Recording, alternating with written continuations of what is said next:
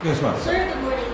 Sir, nung last week Friday, may kumakalat na promosyon na may warrant of arrest ito si Congressman Martineta.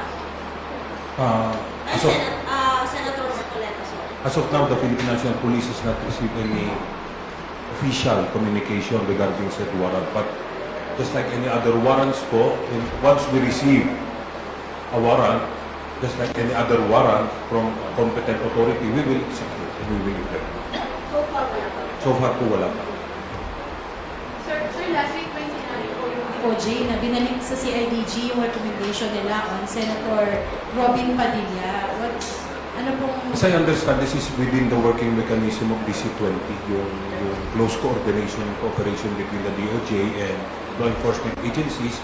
So mayroong konting lacking.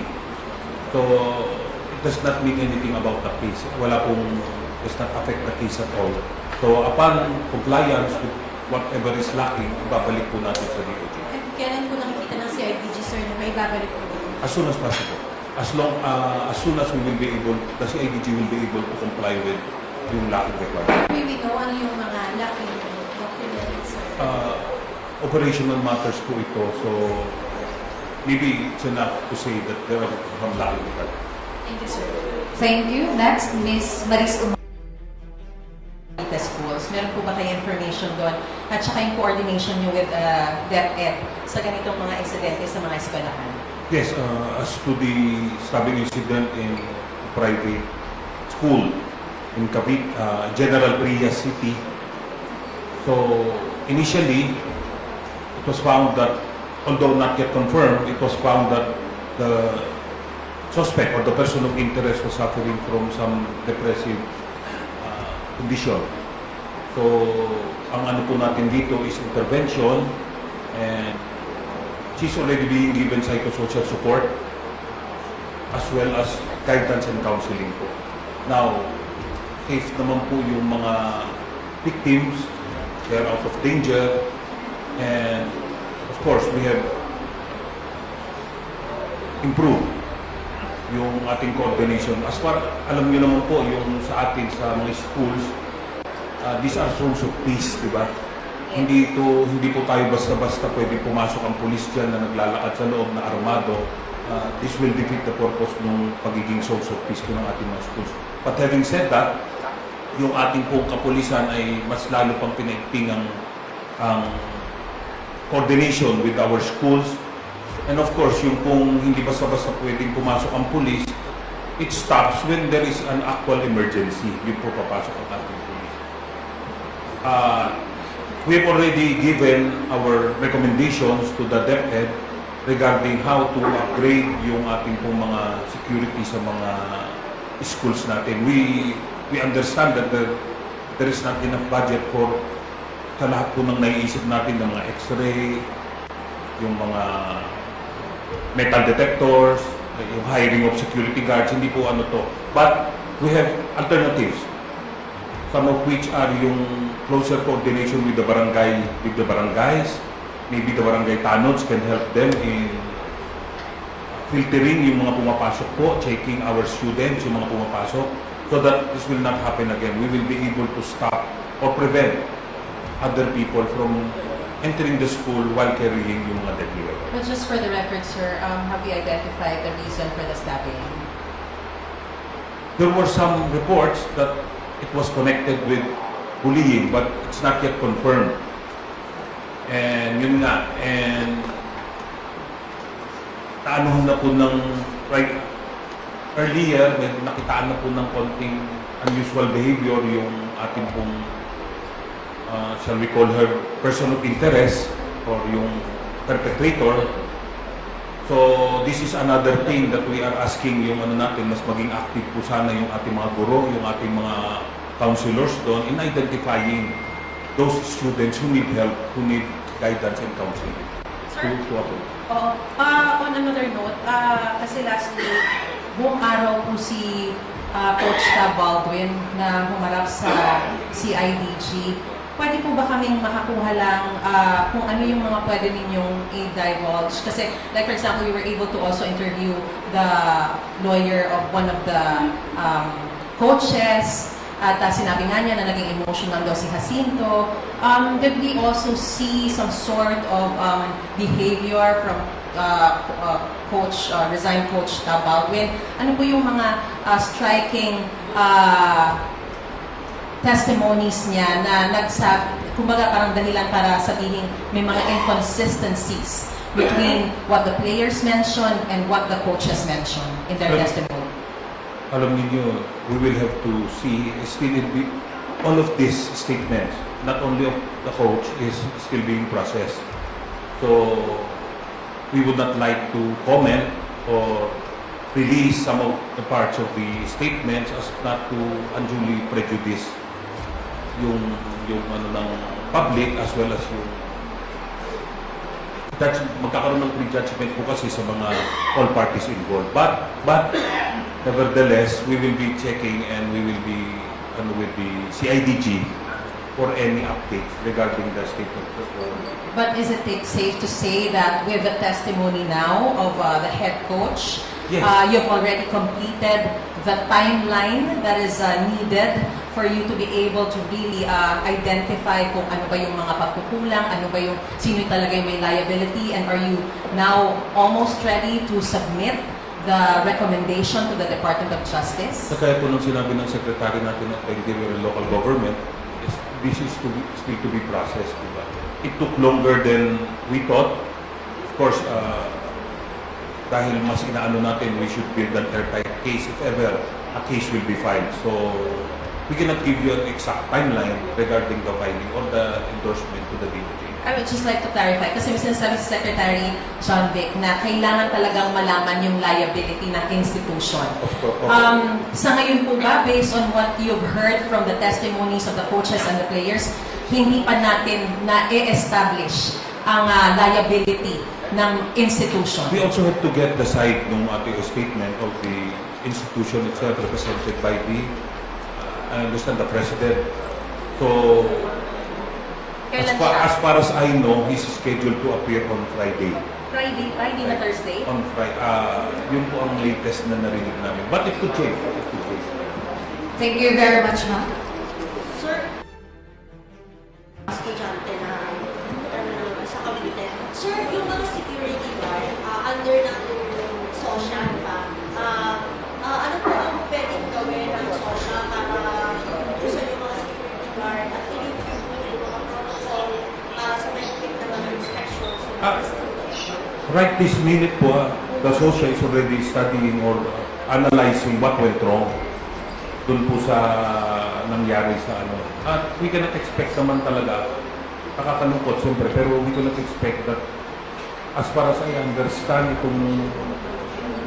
yung school, yung Cavite, has 3,000 students. So going in and out, di ba? On the time. Dun sa isang school naman po, again, 100 siguro yan. So we will be analyzing or we will be assessing what went wrong and we will introduce the necessary interventions po. Kailangan na The training, maybe that. Thank you. Let us hear the closing statement of our officer in charge of Public Information Office. Sir, for the record lang, nandiyan si SASD at si Chief Casey, may meeting na yun. Tungkol saan ang meeting? They are in CIDG. So that's why I told you earlier that not all hope is lost. Diba? It will be possible that they will be conducting a press briefing later or in the next few days. Yes, ma'am. Sir, good morning. Sir, nung last week Friday, may kumakalat na informasyon na may warrant of arrest ito si Congressman Marcoleta.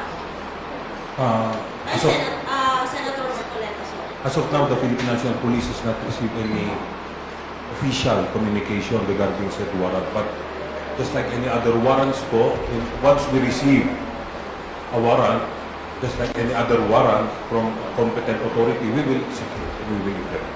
So far, wala pa. So far po wala pa. Sir, last week may sinabi po yung OJ na binalik sa CIDG yung recommendation nila on Senator Robin Padilla. Ano pong... As I understand, this is within the working mechanism of DC-20, yung close cooperation between the DOJ and law enforcement agencies. So mayroong konting lacking. So does not mean anything about the case. Does not affect the case at all.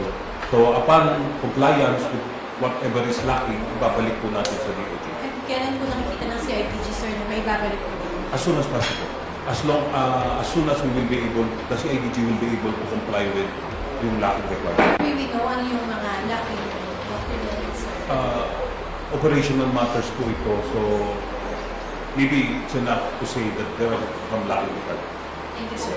Thank you. Next, Ms. Maris Schools. Meron po ba kayo information doon? At saka yung coordination nyo with DepEd sa ganitong mga insidente sa mga eskwelahan? Yes, as to the stabbing incident in a private school in Cavite, General Trias City. So initially, it was found that, although not yet confirmed, it was found that the suspect or the person of interest was suffering from some depressive condition.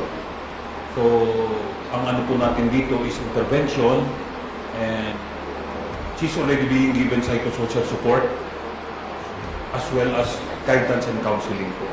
Now, if naman po yung mga victims, they're out of danger, and of course, we have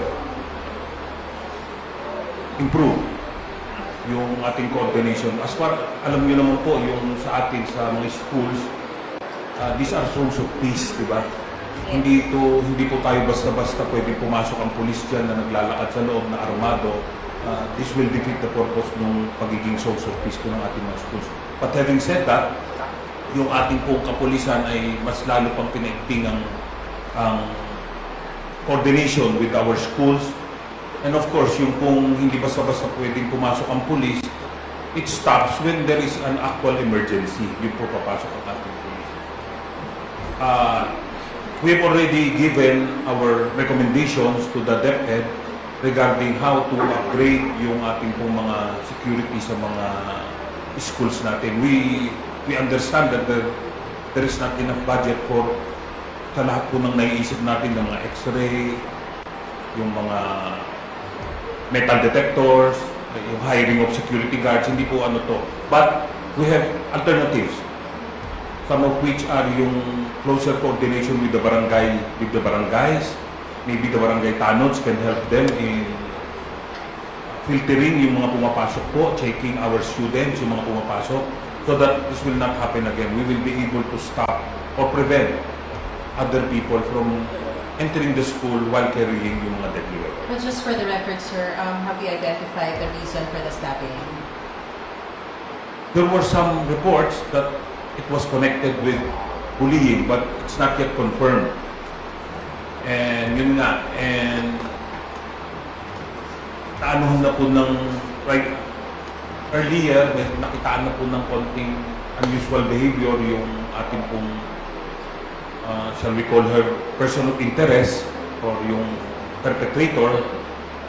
So, this is another thing that we are asking yung ano natin, mas maging active po sana yung ating mga guro, yung ating mga counselors doon in identifying those students who need help, who need guidance and counseling. Sir? To avoid. On another note, kasi last week, buong araw po si Coach Baldwin na humarap sa CIDG. Pwede po ba kaming makakuha lang kung ano yung mga pwede ninyong i-divulge? Kasi, like for example, we were able to also interview the lawyer of one of the coaches. At sinabi nga niya na naging emotional daw si Jacinto. Did we also see some sort of behavior from resigned Coach Baldwin? Ano po yung mga striking testimonies niya na kumbaga parang dahilan para sabihin may mga inconsistencies between what the players mentioned and what the coaches mentioned in their testimony? Alam niyo, we will have to see still all of these statements, not only of the coach, is still being processed. So, we would not like to comment or release some of the parts of the statements as not to unduly prejudice yung ano ng public as well as yung magkakaroon ng prejudgment po kasi sa mga all parties involved. But Nevertheless, we will be checking and we will be with the CIDG for any updates regarding the state of the But is it safe to say that with the testimony now of the head coach, Yes. you've already completed the timeline that is needed for you to be able to really identify kung ano ba yung mga pagkukulang, ano ba yung sino talaga yung may liability, and are you now almost ready to submit the recommendation to the Department of Justice? Sa kaya po nung sinabi ng secretary natin at Interior and Local Government, this is still to be processed. Diba? It took longer than we thought. Of course, dahil mas inaano natin, we should build an airtight case if ever a case will be filed. So, we cannot give you an exact timeline regarding the filing or the endorsement to the DOJ. I would just like to clarify, kasi may sinasabi si Secretary John Vic na kailangan talagang malaman yung liability ng institution. Of course. Sa ngayon po ba, based on what you've heard from the testimonies of the coaches and the players, hindi pa natin na-establish ang liability ng institution? We also have to get the side ng ating statement of the institution itself represented by the, I understand, the President. So, as far as I know, he's scheduled to appear on Friday. Friday na Thursday? On Friday. Yun po ang latest na narinig namin. But it could change. It could change. Thank you very much, ma'am.